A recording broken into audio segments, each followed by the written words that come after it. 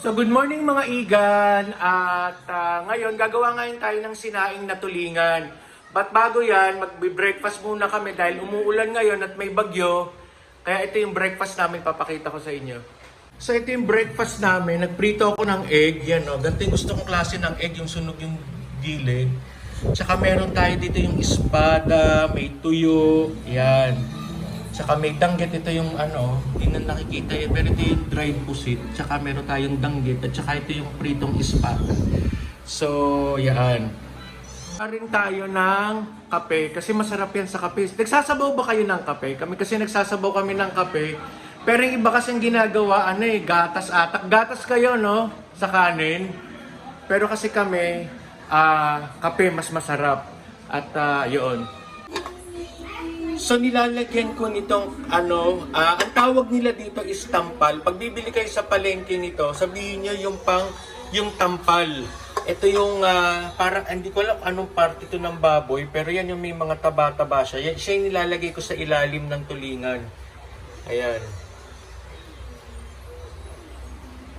So ito mga igan, at nilagay ko na yung tulingan.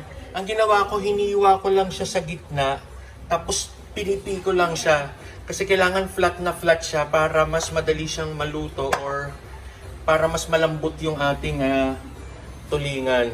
So yan yun. So yan mga iga, nilagyan ko lang siya ng asin at saka itong dried kamyas.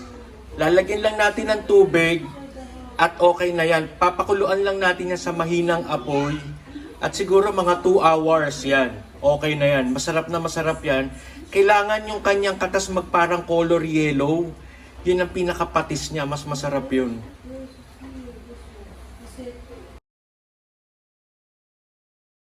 So ito mga igan, yung ating ginawang tulingan. Pinakuluan ko lang ito ng matagal.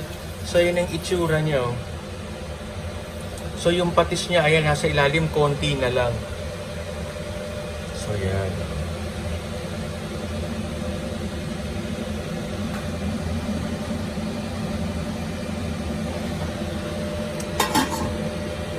Hindi na kami nakapag kasi medyo may darating tayong bisita ngayon at pupunta sina mama at papa ngayon kaya nagluto tayo. At yung tulingan nga niluto natin at isa pa itong ating nilaga. Pero next time na natin to gagawin kasi madali lang naman yung nilaga kaya ayun.